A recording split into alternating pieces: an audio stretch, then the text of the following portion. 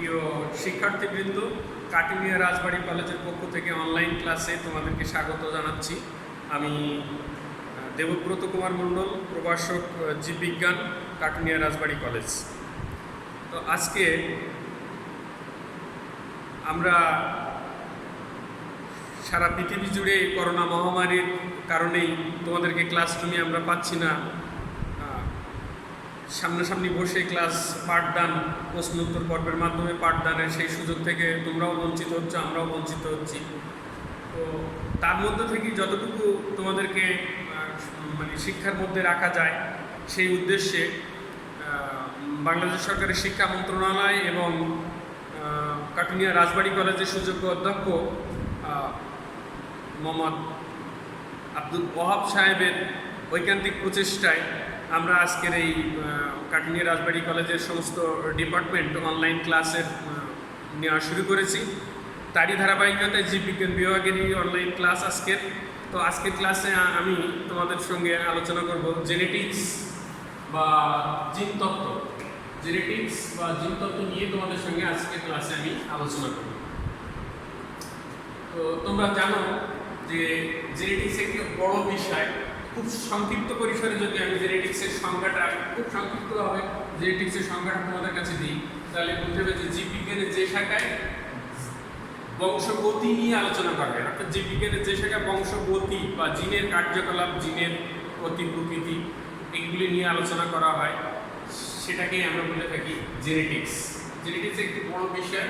তো আমাদের এই একাদশ অধ্যায়ে জেনেটিক্সের মধ্যে রয়েছে মেন্ডেলিয়ান ইনহেরিটেন্স নিয়ে আলোচনা, অর্থাৎ মেন্ডেল বা মেন্ডেলিয়ান ইনহেরিটেন্স নিয়ে আলোচনা।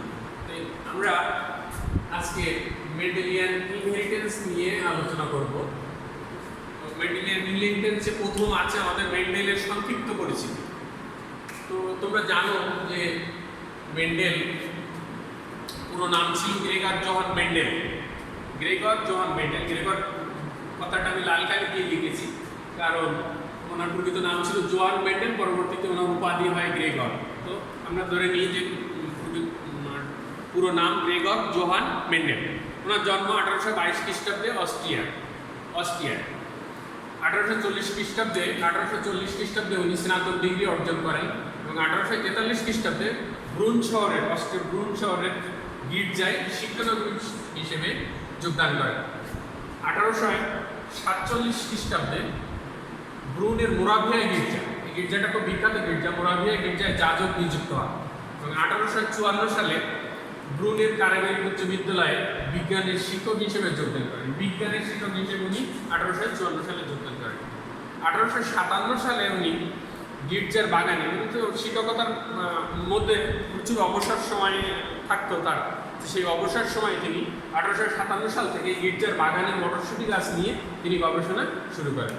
গবেষণার বিষয়টা ছিল মটরশুঁটি গাছের সংকরায়ন, মটরশুঁটি গাছের কৃত্রিম প্রজনন নিয়ে তিনি গবেষণাটা শুরু করেন। দীর্ঘ 7 বছর গবেষণার পর, দীর্ঘ 7 বছর গবেষণার পর 1865 খ্রিস্টাব্দে বংশগতি সংক্রান্ত গবেষণাপত্র প্রস্তুত করেন তিনি। 1865 খ্রিস্টাব্দে তিনি বংশগতি সম্পর্কে একটি গবেষণাপত্র প্রস্তুত করেন।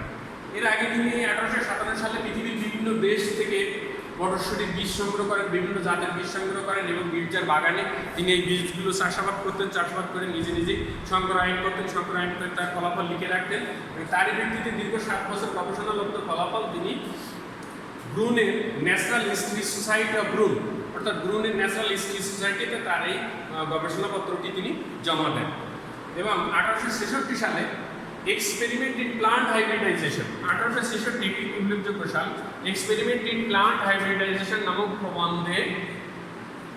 প্রবন্ধে প্রকাশিত হয় তার গবেষণাপত্র। তার মেন্ডেলের গবেষণাপত্রটি কি নামে প্রকাশিত হয়েছিল? যে এক্সপেরিমেন্ট ইন প্লান্ট হাইব্রিডাইজেশন। এরপরে এ নিয়ে আর কোনো আলাপ আলোচনা বা এ নিয়ে কোনো গবেষণা হয়নি। মেন্ডেল নিজেই যতটুকু করেছিলেন, কোনো বিজ্ঞানী তেমন উৎসাহ দেখাননি। তারপরে 1884, এটা লাল কালি দিয়ে আমি লিখেছি, 1884 খ্রিস্টাব্দে তিনি মৃত্যুবরণ করেন। 1884 খ্রিস্টাব্দে মৃত্যুবরণ করেন মেন্ডেল। তার মৃত্যুবরণ, তার জীবদ্দশায় তিনি তার স্বীকৃতি বা তার যে গবেষণাপত্রের স্বীকৃতি, তার শ্রমের মূল্যায়ন তিনি দেখে যেতে পারেননি। তো 1884 খ্রিস্টাব্দের পরে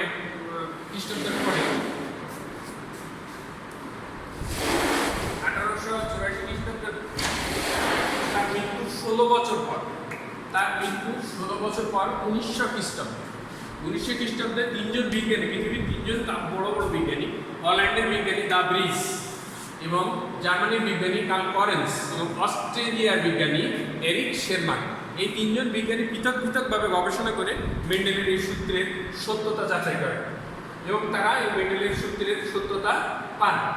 তার নিরিখে 1901 খ্রিস্টাব্দে মূল গবেষণাপত্রটি ফ্লোরা নামক জার্নালে পুনঃপ্রকাশিত হয় এবং এই যে গবেষণাপত্রটি পুনঃপ্রকাশিত হয় সেই গবেষণাপত্রটিতে দেখা যায় যে মেন্ডেল যে গবেষণায় যে দুটি তত্ত্বের কথা বলে গিয়েছিলেন সেই দুটি তত্ত্বেরই প্রতিফলন এই গবেষণাপত্রে আসে। সে কারণে মেন্ডেল যে শ্রম, যে সাধনা, যে প্রচেষ্টা দিয়ে জিনতত্ত্বের গবেষণা শুরু করেছিলেন তার স্বীকৃতি স্বরূপ মেন্ডেলকে জিনতত্ত্বের জনক বলা হয়।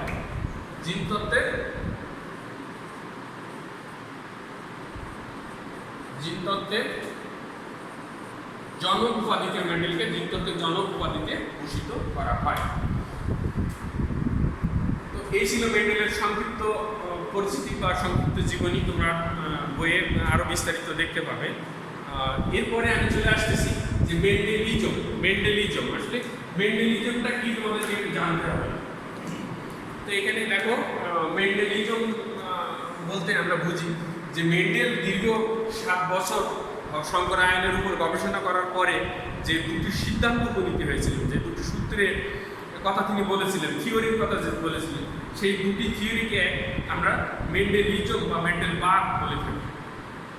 অর্থাৎ মেন্ডেলের এই শঙ্করায়নের উপরে গবেষণা, সামাজিকভাবে গবেষণাটাকে মেন্ডেলিজম বা মেন্ডেলবাদ বলা হয়। আরও সংক্ষেপে যদি আমরা বলি তাহলে মেন্ডেলের সূত্র দুটিকে আমরা মেন্ডেলবাদ বলতে পারি। এখন মেন্ডেলবাদ সম্পর্কে আমাদেরকে জানতে হলে বা মেন্ডেলবাদ সম্পর্কে, মেন্ডেলিজম সম্পর্কে পড়তে হলে আমাদের কতগুলি জেনেটিক্সের কিওয়ার্ড আমাদেরকে পড়তে হবে। তো সেই কিওয়ার্ডগুলো আমি সংক্ষেপে তোমাদেরকে একটু বলি। ফ্যাক্টর, 1 নম্বর কিওয়ার্ড হলো ফ্যাক্টর, যেটাকে আমরা বর্তমান বলছি যে মেন্ডেল তখন বলেছিলেন এটাকে ফ্যাক্টর, যেটাকে আমরা বলছি যে জিন। ফ্যাক্টরকে বর্তমান বলা হচ্ছে হলো জিন। তো জিন বলতেই আমরা বুঝি যে জীবের কোনো বৈশিষ্ট্য প্রকাশের নির্দিষ্ট বৈশিষ্ট্য নিয়ন্ত্রণকারী একককে আমরা জিন বলে থাকি। এরপরে হলো লোকাস, ক্রোমোজোমের যে নির্দিষ্ট স্থানে জিন অবস্থান করে সেটাকে তার লোকাস বলা হয়। 3 নম্বর কিওয়ার্ডটা আমাদের কাছে নতুন, এটা হলো অ্যালিল। অ্যালিল শব্দটা তোমাদের কাছে নতুন। অ্যালিল হচ্ছে হোমোলোগাস ক্রোমোজোমের নির্দিষ্ট লোকাসে অবস্থিত একজোড়া জিন যদি নির্দিষ্ট বৈশিষ্ট্য নিয়ন্ত্রণ করে তাদের পরস্পরকে অ্যালিল বলা হয়। অর্থাৎ হোমোলোগাস ক্রোমোজোমের একটি নির্দিষ্ট লোকাসে অবস্থিত একজোড়া জিন যদি নির্দিষ্ট বৈশিষ্ট্য নিয়ন্ত্রণ করে তাদের পরস্পরকে অ্যালিল বলা হয়। এরপরে দেখো 4 নম্বরে আমি লিখেছি হোমোজাইগাস। তাহলে হোমোজাইগাস কথাটা হোমো অর্থ একই, একটি নির্দিষ্ট বৈশিষ্ট্য প্রকাশকারী জিন দুটি যদি সমপ্রকৃতির হয়, যেমন টি অর্থাৎ লম্বা বৈশিষ্ট্য প্রকাশের জিন দুটি সমপ্রকৃতির হয়, তাহলে তাকে বলবো আমরা হোমোজাইগাস। আর হেটারোজাইগাস বললে যদি একটি নির্দিষ্ট বৈশিষ্ট্য প্রকাশকারী জিন দুটি যদি ভিন্ন প্রকৃতির হয়, অর্থাৎ একটা ক্যাপিটাল টি একটা স্মল টি, তাহলে এটাকে আমরা বলতে পারি যে হেটারোজাইগাস, আর এটাকে বলতে পারি আমরা হোমোজাইগাস। এরপরে আসছে যে 6 নম্বরে প্রকট ও প্রচ্ছন্ন বৈশিষ্ট্য। তো A1 জেনারেশনে যে বৈশিষ্ট্যটি প্রকাশ পায়, অর্থাৎ অপত্যবংশের যে বৈশিষ্ট্য বাহ্যিকভাবে প্রকাশিত হয়, A1 যে বৈশিষ্ট্যটা বাহ্যিকভাবে প্রকাশিত হয় সেটাকে বলে থাকি আমরা প্রকট বৈশিষ্ট্য, এবং যে বৈশিষ্ট্যটি A1 অপ্রকাশিত থাকে সেটাকে আমরা বলে থাকি প্রচ্ছন্ন বৈশিষ্ট্য। তাহলে এখান থেকে আমরা পেলাম প্রকট বৈশিষ্ট্য ও প্রচ্ছন্ন বৈশিষ্ট্য। নাম্বার 7 যে শব্দটি আসছে সেটা হলো ফিনোটাইপ ও জিনোটাইপ। তো ফিনোটাইপ কথাটা আমরা এইভাবে ব্যাখ্যা করতে পারি যে জীবের বৈশিষ্ট্য, বাহ্যিক বৈশিষ্ট্য প্রকাশকারী এককে আমরা বলছি যে ফিনোটাইপ। অর্থাৎ কোনো জীবের বাহ্যিক লক্ষণ বা বৈশিষ্ট্যই হলো তার ফিনোটাইপ, আর কোনো জীবের জিনগত বৈশিষ্ট্য বা জিনগত লক্ষণ যেটা, সেটাকে বলা হয় হলো ফিনোটাইপ। যেমন একটা লম্বা মটরশুঁটি গাছের কথাই বলি মেন্ডেলে, মটরশুঁটি গাছ মেন্ডেল বলেছিল যে লম্বা এবং খাটো, তাহলে এখানে লম্বা বৈশিষ্ট্যটাই হলো ফিনোটাইপ, বাহ্যিক বৈশিষ্ট্য, এবং লম্বার জন্য দায়ী যে জিন দুটো সেইটা হলো এইটা এরকম, তাহলে এইটা হলো জিনোটাইপ। এই লম্বাটা হলো ফিনোটাইপিক বৈশিষ্ট্য, আর এই ভিতরকার জিনগত বৈশিষ্ট্য যেটা সেটাকে আমরা বলছি জিনোটাইপিক বৈশিষ্ট্য। এরপরে 8 নম্বর চলে আসি মোনোহাইব্রিড ক্রস এবং ডাইহাইব্রিড ক্রস। তা মেন্ডেলের ক্ষেত্রে বলা হয়েছিল যে মেন্ডেল যখন কাজ করেছিলেন তার প্রথম সূত্রে এবং দ্বিতীয় সূত্রে যেটা বলা হয়েছে যে যদি এক জোড়া পরস্পর বিরোধী বৈশিষ্ট্য সম্পন্ন দুইটি জীবের মধ্যে সংকরায়ন করানো হয় বা ক্রস করানো হয় তবে সেইটাকে আমরা বলবো মোনোহাইব্রিড ক্রস। আর পক্ষান্তরে ডাইহাইব্রিড ক্রস বলছি যে যদি দুই জোড়া পরস্পর বিরোধী বৈশিষ্ট্য সম্পন্ন জীবের মধ্যে সংকরায়ন বা ক্রস করানো হয় তবে সেটাকে আমরা বলবো ডাইহাইব্রিড ক্রস। তাহলে এখানে কি দাঁড়ালো, এক জোড়া পরস্পর বিরোধী সম্পন্ন বৈশিষ্ট্য সম্পন্ন জীবের মধ্যে যদি ক্রস করে সেটা মোনোহাইব্রিড ক্রস, আর দুই জোড়া পরস্পর বিরোধী বৈশিষ্ট্য সম্পন্ন জীবের মধ্যে যদি সংকরায়ন করাই তাহলে এটা হবে হলো ডাইহাইব্রিড। এটাই বিস্তারিত আমরা আলোচনা করবো মেন্ডেলের প্রথম সূত্র যখন আমরা করবো তখন আমরা বিস্তারিত বুঝতে পারবো। এরপরে 9 নম্বরে দেখো তোমরা সংকর জীব। সংকর জীব বলতে যে দুইটি জীবের মধ্যে সংকরায়ন ঘটানোর ফলে F1 বা অপত্য বংশধর যেগুলো তৈরি হয় তাদেরকে আমরা বলি সংকর জীব। অর্থাৎ দুইটি জীবের মধ্যে ক্রস করানোর ফলে F1 বা অপত্য বংশে যে জীব তৈরি হয় বা যে জীব সৃষ্টি হয় সেটাকে আমরা বলে থাকি সংকর জীব। এরপরে F1 আর F2 যোগ, এখানে F1 আর F2 যোগ, আমি বারবার F1 কথাটা চলে আসছিল। F1 হলো যে দুইটি জীবের মধ্যে ক্রস করানোর ফলে প্রথম যে বংশধর আসবে তাদেরকে আমরা F1, তা জেনেটিক্সের ভাষায় তাদেরকে আমরা বলবো যে F1, এবং ওই F1 দুটো অপত্যের মধ্যে ক্রস করানোর ফলে যে বংশধর আসবে তাদেরকে আমরা বলবো F2। তাহলে ক্লিয়ার হলো F1 F2, এটা এইটার থেকে আমরা বুঝেই থাকি যে ফার্স্ট ফিলিয়াল জেনারেশন। এখানে আমরা দেখো যে F1 যদি বললে আমরা বুঝি ফার্স্ট ফিলিয়াল জেনারেশন, আর হলো F2 হলো F1 এবং F2। তাহলে F1 হলো যে দুটি জীবের মধ্যে ক্রস করানোর ফলে যে অপত্য বংশধর তৈরি হবে, প্রথম বংশধর তৈরি হবে তাদেরকে বলবো আমরা F1, এবং F1 এর মধ্যে ক্রস করানোর ফলে যে বংশধর তৈরি হবে তাদেরকে বলবো আমরা F2। এরপরে আমরা 11 নম্বরে আসি, দেখো টেস্ট ক্রস। এখন দেখো এখানে আমি লিখেছি যে F1 ভার্সেস প্রচ্ছন্ন প্যারেন্টস। তাহলে প্যারেন্টসের প্রচ্ছন্ন যে প্যারেন্টস আছে তার সঙ্গে যদি F1 এর ক্রস করানো হয় তাহলে সেটাকে বলা হবে টেস্ট ক্রস। এবং 12 নম্বরে দেখো যে ব্যাক ক্রস, অর্থাৎ কি F1 এর সঙ্গে প্যারেন্টসের প্রচ্ছন্ন বা প্রকট যে কোনোটা ক্রস করানোকে আমরা বলে থাকি হলো ব্যাক ক্রস। তাহলে এখানে আমরা বললাম টেস্ট ক্রস এবং ব্যাক ক্রস। এরপরে আমরা চলে যেতে চাই যে মেন্ডেলের সূত্র দুটো, মেন্ডেলের যে দুটো সূত্র ছিল সেই সূত্র দুটোই আমরা চলে যাব। মেন্ডেলিজম বা মেন্ডেলবাদ যেটা আমরা বলেছিলাম, মেন্ডেলের সূত্র। মেন্ডেলের দুটো সূত্র, 1 নম্বর সূত্র হলো যে মোনোহাইব্রিড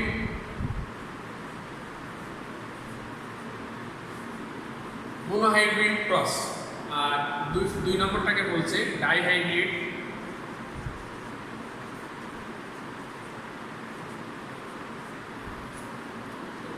এক নম্বর সূত্রটাকে আমরা এইভাবে রাখছি যে মোনোহাইব্রিড ক্রস, এবং 2 নম্বর সূত্রটাকে আমরা বলছি যে ডাইহাইব্রিড ক্রস। 1 নম্বর সূত্রের আরো কয়েকটি নাম আছে, যেমন 1 নম্বর সূত্রটাকে আমরা বলি যে পৃথকীকরণ সূত্র।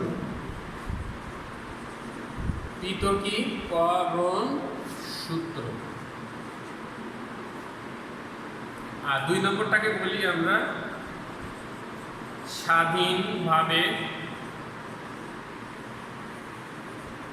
সঞ্চারণের সূত্র। তাহলে আমরা আরেকটা করে নাম পেয়ে গেলাম, 1 নম্বর সূত্রের নাম পেয়ে গেলাম যে পৃথকীকরণ সূত্র। পৃথকীকরণ সূত্র যদি ইংলিশ থেকে তোমরা লিখতে চাও তাহলে ল অফ এসিজি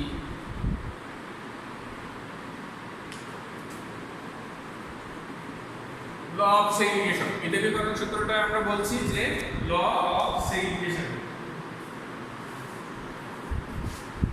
আর স্বাধীনভাবে সঞ্চালনের সূত্রটাকে আমরা ইংলিশে বলছি যে ল ল অফ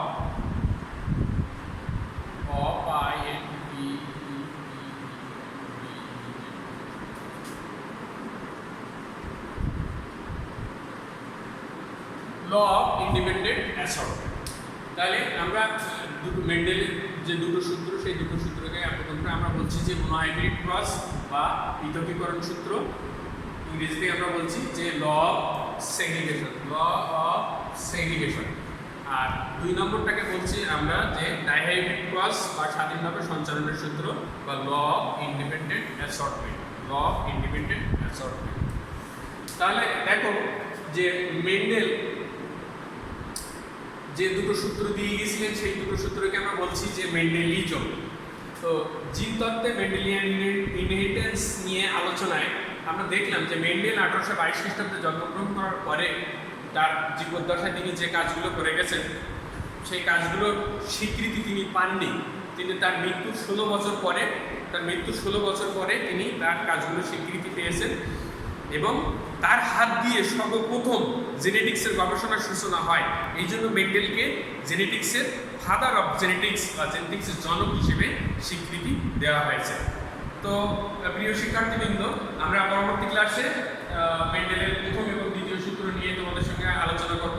আজকে এই পর্যন্তই। তোমরা অবশ্যই ভালো থাকবে এবং স্বাস্থ্য সচেতন থাকবে, নিরাপদ দূরত্ব বজায় রেখে চলবে এবং বাইরে যখন বেরোবে অবশ্যই মাস্ক নিয়ে বেরোবে। আমাদের এই করোনা যে মহামারী, এই মহামারী থেকে আমাদেরকে বেরিয়ে আসতে হবে। এই প্রত্যাশায় তোমাদের সবাইকে আবারও শুভেচ্ছা জানিয়ে আজকে বিদায় নিচ্ছি।